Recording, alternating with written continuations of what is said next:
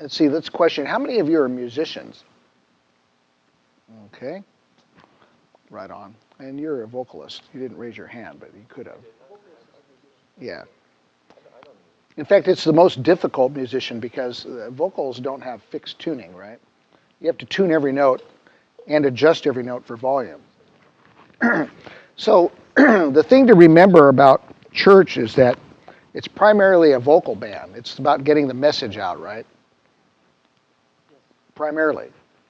It's the message that we're trying to give out to the generations because, we think we have a message that we want people to hear. So that is your primary focus when you're behind the soundboard. Okay? The number one thing is the message getting out. And so I'm prefacing my whole talk by saying, if at any point I were to walk up to you and say, on a brand new song that you never heard before after hearing about a quarter of it, and say, can you tell me what they just said? And you were to say, I actually can't, then we have got a problem, okay? And so our goal today is to kind of minimize that. Secondly, you need to know that soundman is a no-win job. We all know that, okay? And we're going to talk about why it's a no-win job. But it is one of the most important jobs because without it, the message can't get out. Our speakers today don't boom like they used to. Like the guy that married Pam and I, Robert Meyer, was trained in Presbyterian Seminary how to speak to an audience of several hundred without a microphone. And believe me, he can do it. But that's not so much the case now because we've relied on electronics and that skill is gone. So now it falls on the sound man. Can you imagine that you as a sound man are responsible for delivering the word of God to the people in the pew? And if they don't get it, whose fault is it? And if that person goes and dies on the road right after church, then what? You know what I'm saying? It is a good, important, serious job. We want to do our best, okay? So Tom initially asked me to talk about monitors. So we'll cover a little bit about monitors to start. And so I'm going to go down the list, reading this, and then we can chat about it a little bit. But the reason I put down everything I thought I was going to talk about so you can take it home. If you're like me, you forget a lot. And you can reflect on it. Now, some of this is tongue-in-cheek, okay, because it's in our group here. Okay, and I use some real-life examples that we'll talk about as we go along. And they are, for the most part, accurate, but they're also kind of funny. Yeah, for the most part, okay. It's subjective, right? Okay, and we're going to talk about why it's subjective at some point, too. So what is a monitor? Okay, well, simply put, a monitor is a speaker that is heard by the musicians because it's facing the musicians, not facing the audience. And in this day and age, we have to have that. We have several instruments that don't produce their own sound. For instance, bass, right? If it's not plugged in, you play it, you don't hear anything. And so the bass player is totally reliant upon the sound man for their sound. It's like a group thing. If it doesn't happen, then the bass player will be frustrated and will actually stop playing, which is what happens when, for instance, if we don't get the bass dialed in first thing in the morning when we come to rehearse, the bass player, Ted and JR, at some point will just sit there and stop playing, okay? And we're going to talk about why it's important. As a sound man, you should be the first one to arrive and the last one to leave every Sunday because we don't want to waste rehearsal time dialing in the sound. I know it's a big commitment, but you really need to have everything tested and ready to go when they plug in, when they turn on. Because our rehearsal time is really because we only rehearse partly on Wednesday and partly on Sunday, just because we're volunteers and we don't, get together more than that, the amount of time that we spend on those songs is critical. And having that limited by 5 or 10 minutes really affects the way the whole sound is and how we deliver the songs. And what I call how I am responsive to the Holy Spirit. If I have to worry about not hearing Jerry in my monitor, then I'm not listening to God at that point. How do monitors affect the overall sound? Well, they increase the overall sound, right? Because the more speakers we have that are blaring out, they're going to increase the sound. The interesting thing about a monitor is it affects our overall sound in a negative way, okay? Because it's pointed toward the back wall. That means that the sound is going to go up and bounce off of everything up there, and then it's going to come back out. That means you have one sound that is 1 or 2 milliseconds behind the main sound. It will muddy the entire sound and make it difficult to listen to. That's why Tom has moved toward a technology where you can get the monitors in the ear, or if you do have them on the floor, you want them as low as possible, that the singers and the piano player, pardon? So they don't shoot. So they're not too loud that they reflect off the back wall. The lower they are, that sound will dissipate, and some of it will be absorbed and not make it to the audience. If you were to go to St. Joe's, and you go into St. Joe's, and it's primarily hard surfaces with wood, you'll see the difference. It is very boomy. And the people that preach there, the priests and the cantors and stuff, they have grown accustomed to preaching like this. Beloved, we are here today. Now, at this church, it would be like this. Beloved, we're here today. If you did that in St. Joe's, they would hear, wah, wah, right? So they've grown accustomed to that, okay? So we're lucky in that regard. We have some sound-absorbing material. Okay, the long-guarded secret to getting musicians to play softer. Okay, here it is. Okay, and so this works for everyone. JR, me, Ted, anybody pretty much. If JR and I are playing and we can't hear ourselves, what is the first thing that we are going to do? Play louder. Okay, but it was already too loud. What is the first thing that a sound man, not knowing what to do, will do next? Yes, and then what will JR and I do? We'll play louder, right? Okay. He needs to turn up your monitor. That is exactly right. Okay, the trick to getting someone to playing softer, if JR is really loud, turn him way up, and he's going to back off immediately. He's going to immediately back off in 1 or 2 seconds on the very next note, and you'll see as soon as he gets a break in the little music, he'll reach down and turn his knob down. Okay, if you want me to play quieter, then you can turn down my monitor. Of course, the piano's not usually in the monitor for me. I'm pretty loud. Okay. The other thing you can do is you can give them a headset, so that's there. Okay, because we're dealing with people, Ted and JR and people like that, and myself, that we have a loss of hearing from years of playing, right? But we still are valuable, in terms of being useful to serve God in this capacity. So we have to kind of come to a happy medium. And technology can help with that, okay? It'll go everywhere else. So, and that's just, I'll jump ahead. It's in here later. But once the sound is set up, try not to ever mess with the gain, okay? Because it's an exponential curve, okay? In other words, that's correct. It goes through the whole system and turns it up everywhere. So what sound men, where they make their mistake is they'll see the bass, it'll be pegging the meter, because during the rehearsal, it was fine. Okay. So then they'll turn the gain down. Well, it goes down everywhere. Okay. And nobody can hear, and the vocals are completely reliant on the bass. Okay. If I can't hear the bass, and I feel that the vocalist can't hear the bass, I start duplicating the bass in my left hand. Okay, then what do you have? You have so that they can get their tuning. All their tuning comes from the bass. In some of the bands that I play in, the really good players can do the whole thing with bass only. They don't need piano or guitar. You can do your harmonies, the whole bit. It's not necessary to have anything except the bass. And it's true for people that are singing in the choir. So if I feel that they're out of tune and I start playing the bass, or they're not getting the rhythm or something like that, then what we have is we have 2 bass notes being played. They're not totally in tune with each other, and they're not even being played at the same time, because JR is playing one lick, I'm playing another. That adds to the overall muddiness of the entire sound. So that's why it's critical to set that bass up so that they can hear it, get their tuning. When I hear that it's right, just from experience, I will stop using my left hand in the bass and start playing chords. If you hear me pounding out the bass, it's because I feel like they're not getting the bass. Okay? And you can always just ask, can you hear the bass, and so forth. Okay, let's keep going. Um, how frustrated musicians or singers are prevented from feeling the moving of the Holy Spirit. Okay, examples. Now these are kind of tongue-in-cheek, right? Every week, Pat sits in front of the trumpets and the bass.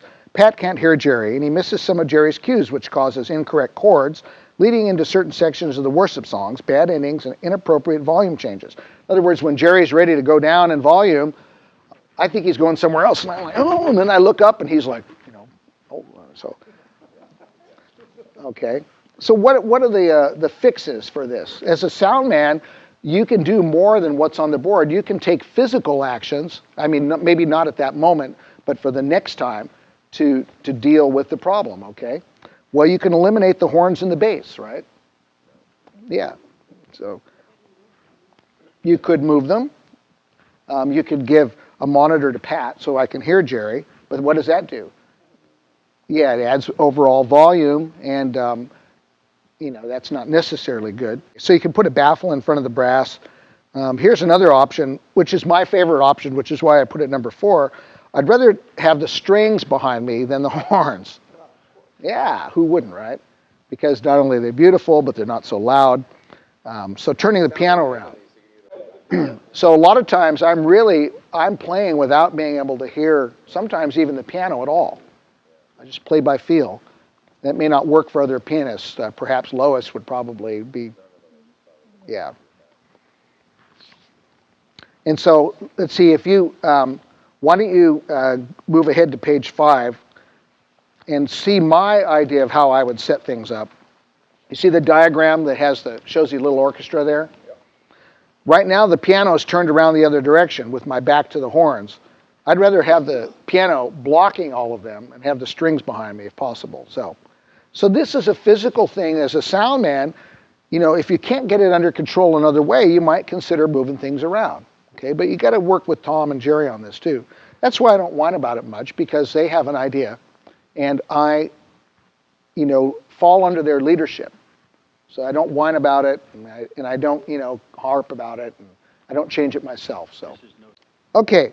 All vocalists and instrumentalists receive their tuning while playing the bass. We talked about that. Okay, so we'll skip past that. Another thing that I'm not really keen on is subwoofers.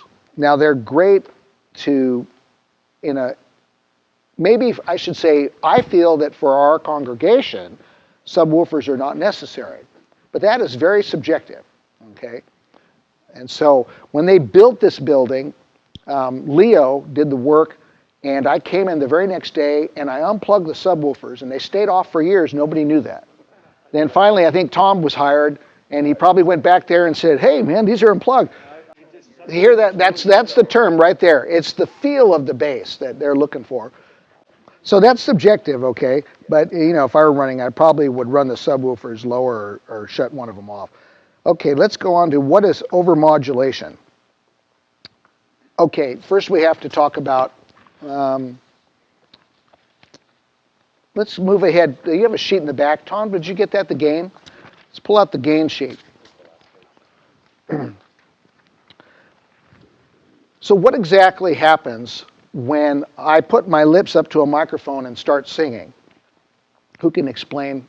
Anybody randomly, go ahead. I need to know the exact process. What's happening? Well, the diaphragm of the mic picks you up. The diaphragm, which is what? It's a transducer that generates a voltage. That's correct. Okay. I'm going to interrupt as you go along. Okay. All microphones have a diaphragm, and they all generate electricity. That is all that a microphone does. It is an electrical generator. That's it. The sound doesn't go magically through a tube and come out and get plugged into people's ears. Okay, go ahead. Well, it taps in, then from that signal, it goes right to the board. Mm-hmm. And that's where it goes to the gain, first thing. Mm-hmm. And that's where you kind of set the level to where you need it. If you have that gain too high, you start going, praise the Lord, real loud, it'll clip it. Mm-hmm. Distort it. It'll clip the top and bottom of that wave and just really sounds bad. Okay, let me interrupt there then. So what it is saying is that signal, which is a very low voltage, it's a small voltage, it's measured in less than 1 volt. There are some microphones that put out more than that, but generally, if you look at this sheet, you'll see that a microphone goes from 1.5 millivolts to 7 millivolts. Okay, a millivolt is 1,000 of a volt, okay? It's not very much. And it pipes it down a wire. It comes in to be amplified by our system, okay? And it amplifies it and sends it back out to the speakers, okay? And the speakers work, depending on how loud it is, between 50 and 100 volts, okay? So what we're doing is taking a small voltage and sending it down a wire. Okay, if you have a powerful singer, they're going to make that diaphragm move more. They have greater air pressure. And then you have a stronger signal up front, okay, and you don't have to amplify it as much, okay, compared to a weak singer. Blowing into a microphone also should be discouraged as a rule. If you the best way to have them test their microphones is to tap them until you do a sound check. Yeah, to see if it's on. Oh, it doesn't matter. But in other words, if you say, okay, is your mic on? They should tap instead of standing there like testing 1 2, testing 1 2. You know, that drives me crazy. So what they always do is when you try to get a level check, testing. Right. Yeah. But we know so people do that, so we're wrong. Yeah, there's a couple of our singers. So. They're sleepers. They'll talk softly and then they'll sing at the top of their lungs, and I'm partly like that too, you know. So. Can you explain? Those are. What about mics that take phantom power? Like I was just going to say that. Okay, so in a dynamic microphone, the millivolts is low, and it goes back to the board. However, what if you instead of amplifying it at the board, what if you had an amplifier right on the microphone? Okay, yeah, and those are the ones that have batteries in them. Those are the ones that take phantom power, what we call phantom power, and they amplify it right in the microphone. The phantom power on any system is provided by the system. Inside the microphone, there are 4 wires. There's a ground wire, a common wire, and 2 wires. The one wire that produces the sound is sending it back to the board, but that extra wire is sending voltage from the board up to the microphone, and then it amplifies the signal and increases the amount of voltage going back to the board. Okay, that's why we have a 4-wire system. And that's where we can actually, instead of putting a battery in something, it'll accept that, what we call phantom voltage, which happens to be 48 volts. Okay?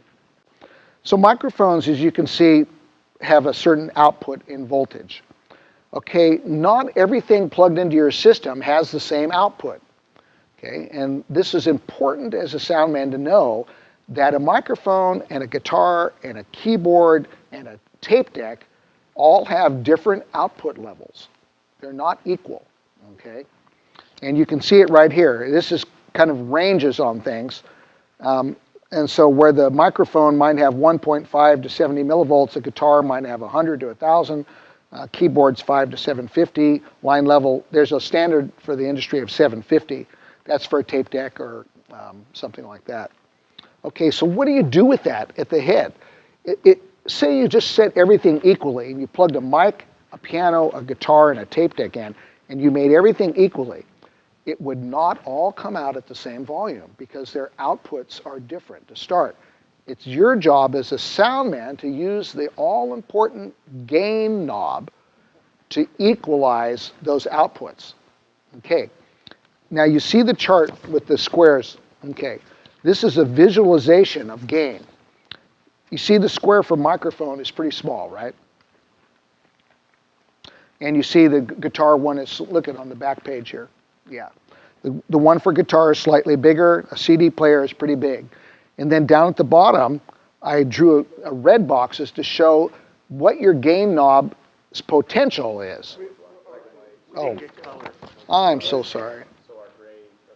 Yeah, gotcha. Okay. Well, here, let's explain what we're looking at, okay? Here we have a microphone, and you've got it plugged in, but you've got the gain turned way up, okay? I want you to think of them like windows. With the gain knob, you're trying to match the window of the gain knob to the window of the output. So if you have a microphone that's like this, Okay, your gain should be that same size, visually speaking. You wouldn't want a giant square surrounding the microphone, which is what you have here on this first one. Okay, that means that you are amplifying everything outside of the microphone. This is what we call white noise. You're going to get a bad sound, okay? You're amplifying a bunch of stuff that is not part of the message you're trying to convey to the people, okay? On the other hand, look at the next one. You've got your guitar or keyboard or something like that, but the gain is turned way down, okay? What you're missing is a huge part of the guitar and keyboard signal not being amplified, okay? Now, how do you deal with this? Here's my suggestion. There's different ways to do it. What I do, and may not be what Tom instructs you to do whatever he says, but what I do when I'm playing anywhere and someone plugs something in, I first take my fader and I run it to 5 less than 0, okay? On the fader, you guys have seen the faders, and they're in in decibels, and there's a 0 on there, and then there's a -5. I just, as a pattern, I put all my faders at 5 before I start playing. And I do that for 2 reasons. Because when I'm in the middle of playing and someone yells at me that they need more, like say Bob Kosindis is going to sing a Tennessee Ernie Ford song, and he has to sing really low. I look over there, his fader's at 5, I push it up to 0, I make it louder. But for the next song, when he's singing, Sweet Home Alabama, I don't want him that loud. I have a frame of reference. I bring them back to 5. Okay. So in -5. So I start at 5, and then I go while they're testing their microphone, and I move the gain up to the point where it's loud enough. That means that the voice and the guitar and the piano and the bass drum and stuff, they all sound just perfect. So the gain knobs are all over the place, depending on the output of the device. Gotcha. Okay. And that is how I set the gain up. There are different ways to do it. Some people put the fader at 0, and they turn the gain up until the device, microphone or something starts feeding back. That's one way to do it. Blake at school does that. He gets on there, he starts yelling in the microphone, he turns it up until it just feeds back, then he backs it off a little bit. So whatever Tom suggests. Well, I think going to 5 is good, because then you have headroom to move up. Our situation is that things Sunday to Sunday, for the most part, don't change. Our vocalists will change and stuff, and so normally we're not even touching the game, unless it seems like our fader is getting way down. Right. So then we're going to boost it up. But, and then, Ron uses the same mic for the most part. Our lead, vocalist will use the same. The alto uses the same. So that works pretty good. Yeah. Yes, we're going to talk about that. Yeah. Presets or scenes, as they're called. Right. Yeah. Yeah, no, we have an unlimited number of scenes, but again, our Sundays, for the most part, haven't changed because we're using all the same instruments. People change, but they're about the same. So when you say that the gain is like a window? No, when you say that the gain is changed throughout everything, that's when it's, I'm not sure how to ask it now. Each mic that's picking up sound has an individual gain. Good, looking good. Okay, here.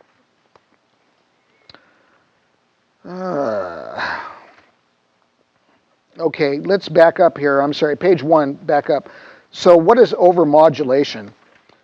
Okay, remember that everything is just producing a voltage. If they're sending too much voltage, then it can cause the channel to be what we call overdriven.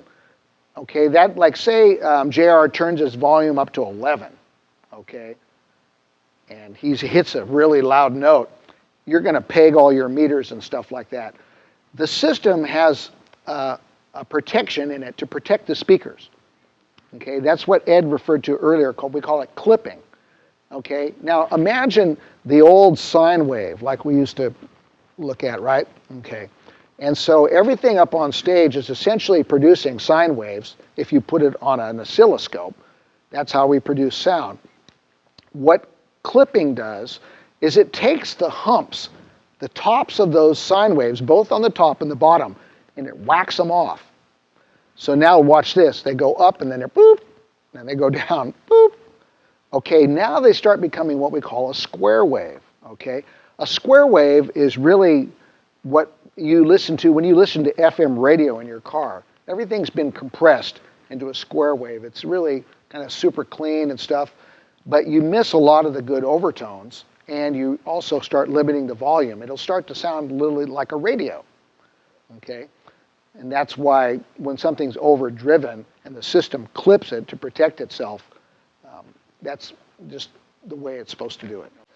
Okay, page 2, know when not to change the gain. We talked about this already. Ben mentioned it, and that was well done, Ben.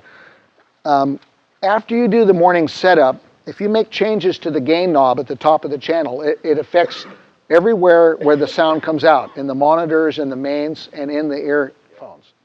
So that's generally bad. I can detect the slightest gain knob changes. Okay, and that's about the only thing you'll hear me whining about if I complain. Okay? Yeah, not much. Okay, how to mix the EQ on the monitors.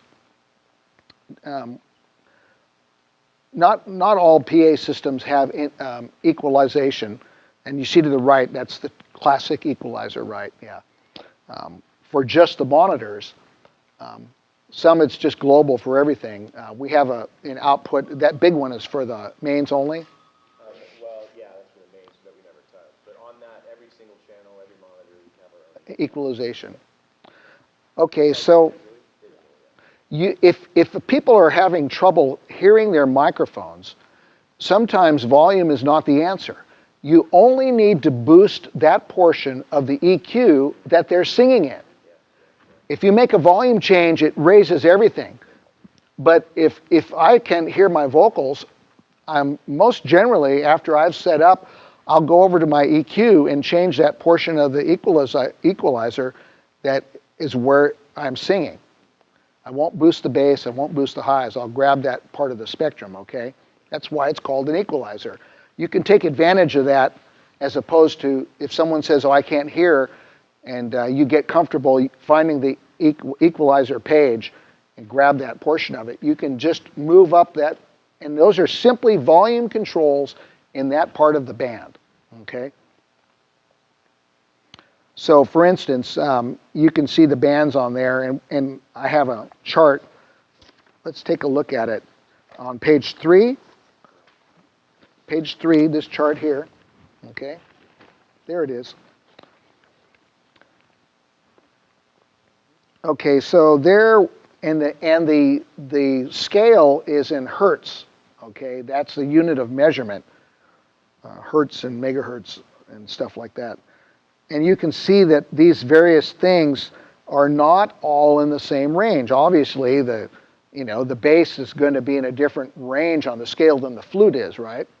So if the bass player was in a channel on my PA, and I wanted to change his equalization, I wouldn't do anything with the high end because he's not even playing there. You can't play that high. So using equalization to get more clarity out of the mains or helping someone to hear in the monitors is a good option as opposed to turning up the volume. Also, go ahead, Tom. Well, I was just going to say, on that note, I'd like to show you guys on the board, because you can actually visually, on the board, it will let you actually visually see where they're singing. And so you don't have to pull out your cheat sheet. You can actually look and say sing, and then you can say, oh, dial it in and just boost.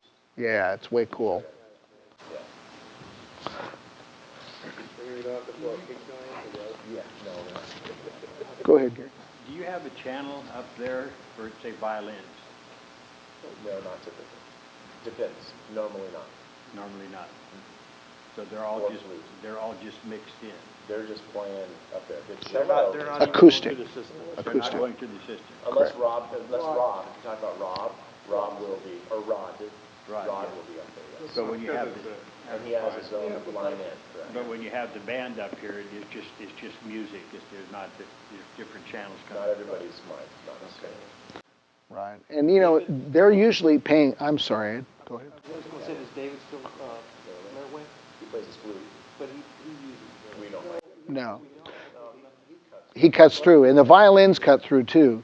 That's the nature of the range that they're in. Where my mic is. Might be on stage. Yeah. Even the cello, like when she's up on stage especially, she comes right over the top when she's on her higher string. Right. And lower strings get lost. Say when we've got a play or something going on, or when David's playing the flute, Uh-huh. or Gail, does that come through on the recording that I record? Can you hear it as nice It'll come through the house mic. through the house? You'll hear it in the house Right. mic.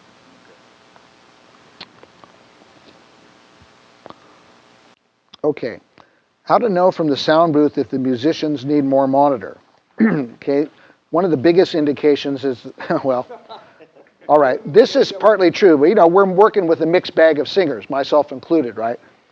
So if the singer is out of tune, they may not be able to hear themselves. And it's not uncommon when I'm out of tune from time to time. People have come up to me, they're just say, Pat, can you hear yourself?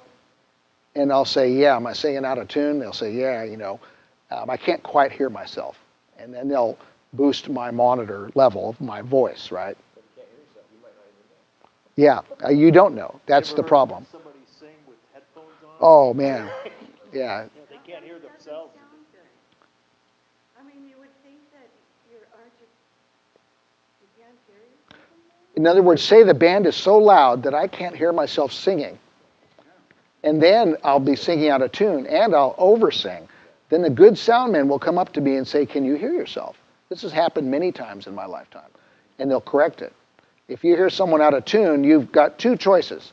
You can ask them if they can hear themselves. If they say yes and they're out of tune, just take them out of the mains, leave them in the monitors, okay? They're well intended, but you don't want to pipe that out to the audience. I'm being honest, okay? Now, the other thing that if they're over singing, and here's the deal, like for instance, when I sing here, I'm pretty loud, right? You could put someone on a mic before me, I'll come up and the first thing they'll do is turn it down the mains. I'm really loud. But what happens then, sometimes it goes so low that I start over singing and I lose my voice. This is a common problem that loud singers have. People turn them down. And so if over a period of several days, we do several performances, I might ask for more monitor, even though I'm loud, but I have to be able to hear myself. Because when I get loud, everyone else gets loud. So, what key parts are needed in the monitor to ensure a tight band? Well, it depends on who's listening.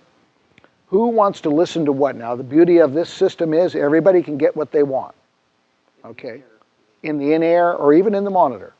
Okay, they want usually what? Piano on stage and guitar. Yeah, so that's the kind of thing in the in-air. They can pick what they want. All I want is Jerry, in this situation anyhow. So wiring monitors and understanding impedance. We're going to go over this briefly because I don't know where we're at in terms of the way things are wired. But these speakers that we have scattered around up on the ceiling and on the stage, you can only put so many speakers on one amp. You just can't plug them in until you run out of cords. And yeah, and fortunately the circuitry will protect it. But here's the way it works. An amplifier, like the ones that are on a rack back in that back room back there, are rated for so many ohms. Okay, 2 ohms I think on ours, right?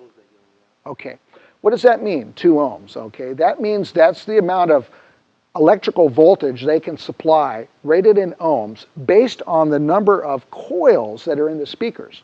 Let me back up. Remember in the microphone, we applied air pressure, it hit a diaphragm, and there's a little coil in there that generates electricity, just like the generators at the dam. It's going in and out, producing voltage, goes to the PA system.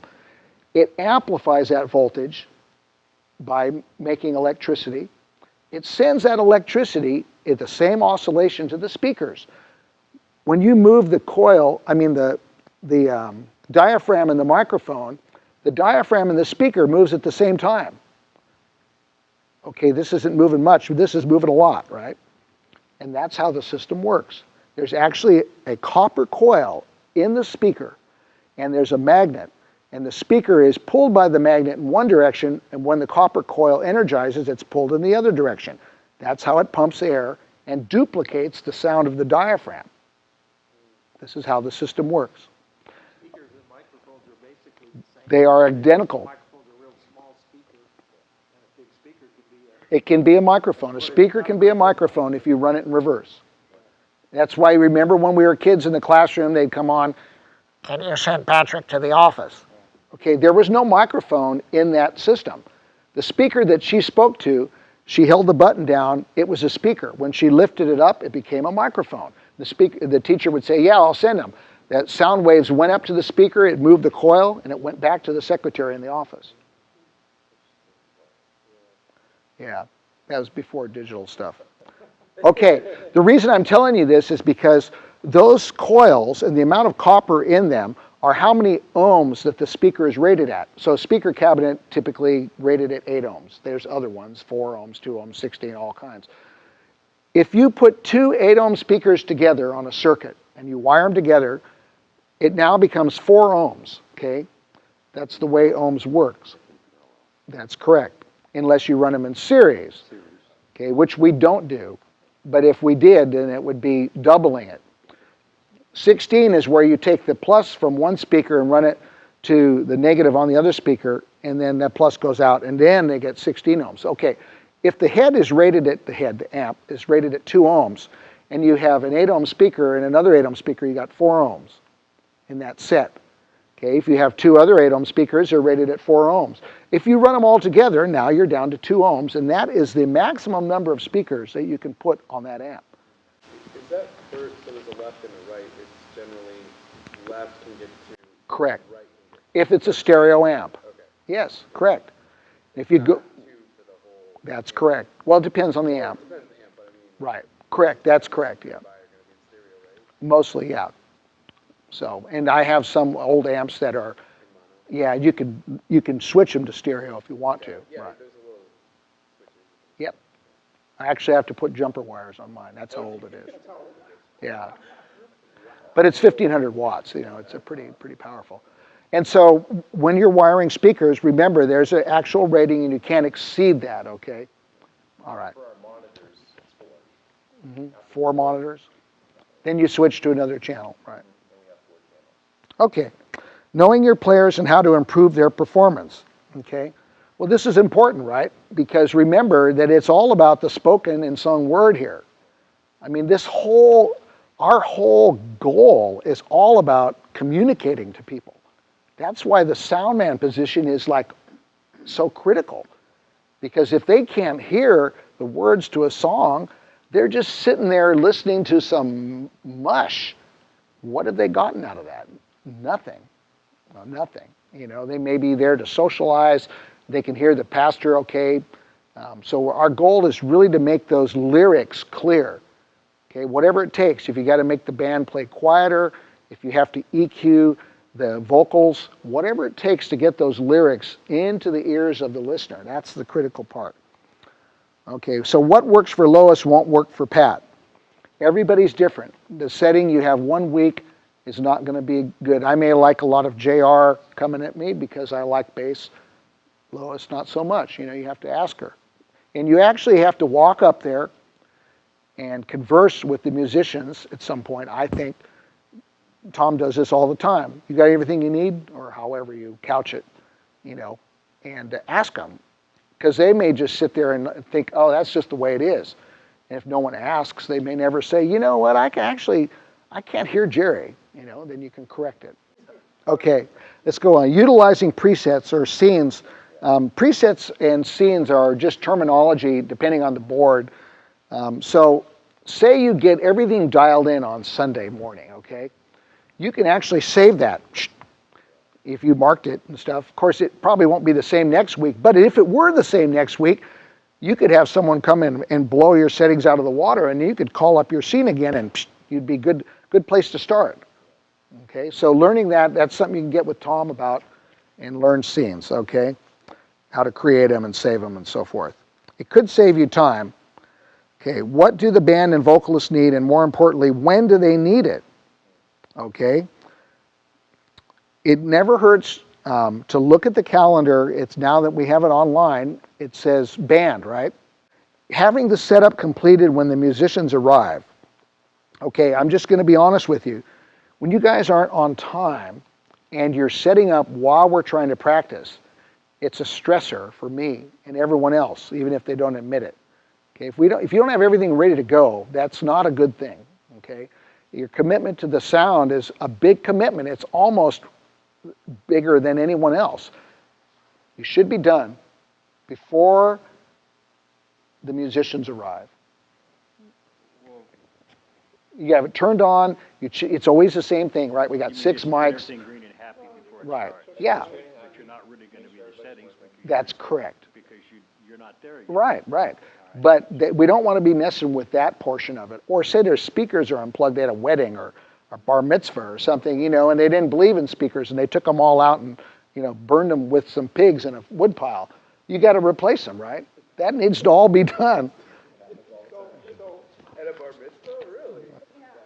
That actually happened a few weeks ago when Bob was gone. We knew the setup was pre-set up because we were here Wednesday night and it kind of tested stuff. But between Wednesday and Something happened. Sunday, something happened. So the sound guy, who was one of our younger guys, but he wasn't there early. And so I'm trying to do a sound check myself. I'm playing, right? But meanwhile, I basically have to get rid of that and go troubleshoot a bunch of Right. And so, had I not been there early, fortunately that day, I get there around 7, so I'm there and already had kind of a feel for where things were or weren't. It helps. Right on. If we had sound guys showing up earlier, then I could have actually rehearsed. Played with. I'm reviewing the calendar. Okay, yeah. We're on page 2 still. Consideration of cues from singers. What are some of the cues you could encourage singers to use when they are monitored? Now, with Larry and David on stage, this is not such a big issue, okay? But in the old days, before we had the iPad technology, and someone was holding a microphone, in all of the groups that I played in, if they went like this while they were singing, this meant to the sound men that they couldn't hear themselves. And then they would slowly bump that up, and then their finger would stop moving. We're good to go. Okay, your cues are if they sound out of tune, or if you see them leaning over toward Larry, well, now he can make the change, or Tom might see that. Typically, we'll end up kind of looking over at Larry. I think I did that a couple times. Just because I have the iPad all lit up and everything, I just have to go. Yeah. Going up, but I can move them. So that's handy. Okay. So you have the iPad. Yeah. So, right, so if I'm there, pretty much, the monitors, I can. Okay, the next one, what to do with lousy singers, we talked about that. I'm reminded of the best lousy singer clip is from Mayberry RFD, when Barney was in the church choir, and they finally turned his microphone all the way off and had someone sing his part from behind the curtain. That was a great one. Even better than the pickle one. Okay, staying engaged. Okay, this is important, and this is maybe my second pet peeve that I don't mention. If you're on the soundboard, at this church, things are almost always going to do the same thing. After something is done, something else will start. Be ready for it. Okay, if you're not ready for it, I don't know what we're doing back there, but if someone's mic's not on, and you know that Ron is going to give announcements, because he always gives announcements, we shouldn't be missing those first words. Okay? That's important, I think. It's not the end of the world. No, it's not, but it's nice because then you don't have someone saying, oh, is this on? Can you hear me? If you're running the switch to the train yard and somebody's saying, is this on or can you hear me? Then, anticipate that. Get on it before it happens. Pretty much that list is great. Order of service? Yeah, it has most of the keys. Yeah. And we're trying to program even more. Okay, so the keys are nice. Yeah. Mm-hmm. I'm also trying to train our people on stage to not say, is this on? Yes. Right. Because that's, from the sound person's point, that's my biggest problem. Right. It's like, oh, you can hear me now. Oh, yeah. The best way that I have found is to go up there and act like I'm going to start. Okay, this is not in this situation because I never do it, but in other situations where I'm asked to speak, even the other day at the logging conference, I stood up there and all of a sudden everyone became quiet. They were waiting for me to speak. and I didn't say anything, and Lou turned the mic on. Okay, then I started speaking. So that's kind of handy. Okay, encouraging feedback from, I don't mean feedback in the system. You can also, yeah. And so you can ask people afterwards, how was everything today? It was good, singers, and stuff like that. And then if you get someone on stage that's asking for something, and you say you're going to do something about it and don't do something about it, that's not good, okay? So that's kind of demoralizing. Here is the physiological reason why this happens, okay? I'll just read it down. I call it the tale of the older pew sitter. This could be Gary, could be Chuck, okay? Did you know that as we age, our hearing is diminished? We all know that, right? Okay. However, did you know that it's not reduced equally across the spectrum of sound? Remember the band, and all of the things in the equalizer? Your hearing level doesn't go down equally everywhere, okay? And it's dependent on a lot of things. It's dependent on, what you did as a kid, genetics in part. Okay, anyhow, typically we lose our hearing in the middle of the range. That's where most sound is, okay? Unless you're like on a 16-inch gun on a battleship for 4 years. So imagine that Chuck is sitting in the service and we're producing sound pressure in a range between 41 hertz, which is really low, like a bass, really super low, up to 2349, which is like, say, Tom's wife Erin, singing a high A flat or something, okay? It's just piercing, okay? However, when Chuck was a young man during the era of peace and love, he landed his dream job as a machinist. He enjoyed shooting guns and liked loud rock and roll. He also hated the government telling him where to earplugs, right? He's a good conservative Christian Republican, right? You're not going to tell me to wear earplugs. What? Okay. So now he experiences a 30 decibel hearing loss between that range. You see it 150 and 250. Only in that range. Okay, everything in that range is 30 decibels lower. All right? He feels that the sopranos, trumpets, lead guitars, and booming bass are too loud. Chuck's problem, which is now your problem, because you're the sound person, maybe because in order to hear John preach, Chuck has to turn his hearing aids up. Okay? But that means that everything else is too loud. So in the middle of the range, his volume, natural volume, is way low. He turns his hearing aids up to make it, now all this stuff is like mega loud. Okay? We're all different. I can show you the graphs. I've been tested like every year since 1980 in my hearing loss, and certain parts of the range have gone down. Other parts have not. Okay? Same way for all of us.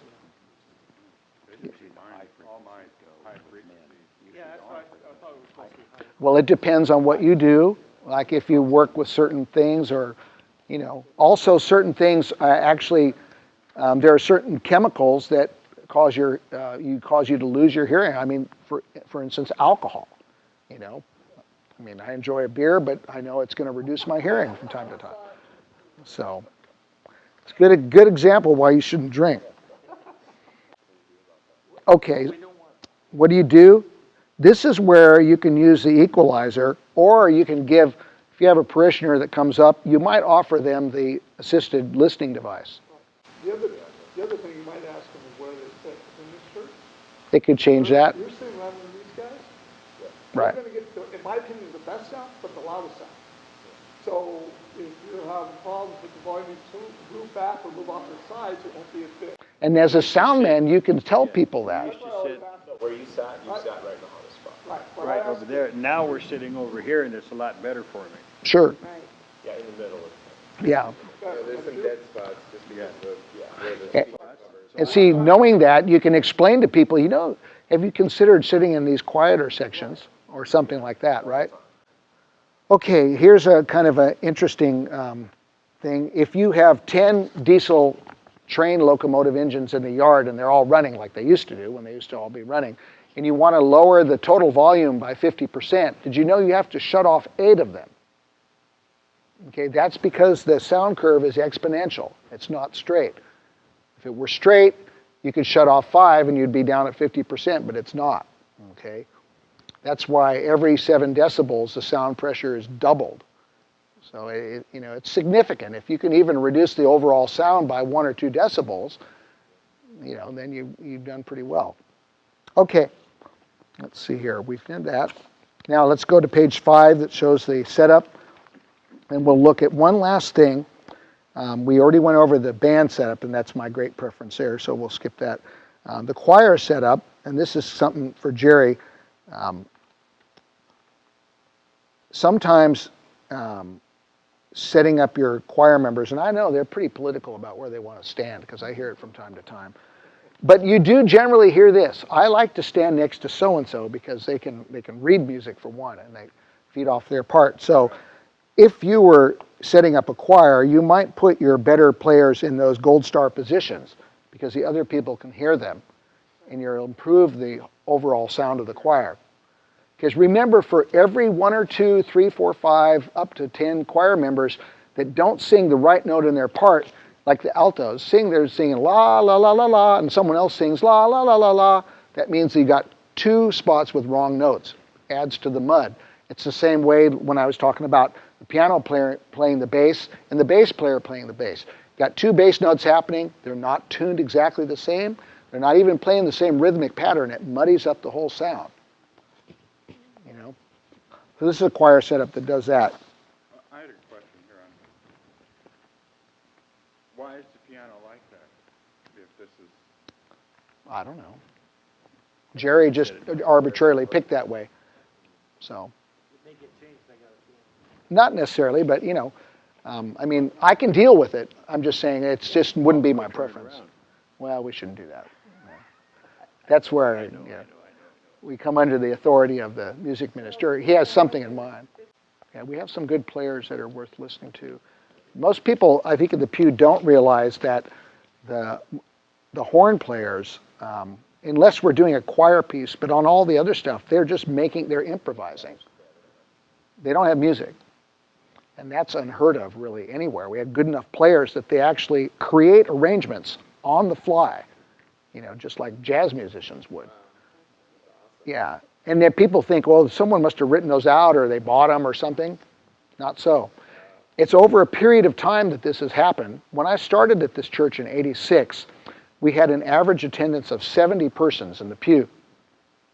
Okay, we were in the other building, and we had 6 in youth group, which was what I was invited here to do. Bill Bivens called me. He said, I know you've been traveling with the flock band, and my wife Beverly and I had been with the flock band traveling a lot. That we're going from like Southern California to Northern Washington every weekend. And at some point, our kids, every week they'd be in a different church. One week they would be taught to speak in tongues in Sunday school. The next week they would show them how to kneel on a board in a liturgical church. And I remember we were coming back on a Saturday, and I said, I think our kids are getting confused. And she said, maybe we should lock in somewhere. And we got home, and Bill Bivens called. He said, there's a church on Victor that really needs some help with their youth group. We were meeting at Mistletoe, and that's how I started. And we had a pretty good piano player. Her husband was the preacher, but no other supporting musicians. And then once I jumped ship from where I was at, a bunch of my friends followed me, and some of them were pretty good, and so that's what she used to say is true, that talent attracts talent, okay? And so that's good for us, because then we get a large enough group of people that people can rotate in and out, and it's still very good every week, And we need that in this circle. We need sound people that whoever's on the board, it's always consistent. We're all thinking alike, and we're trying to meet the needs of the people in the pew.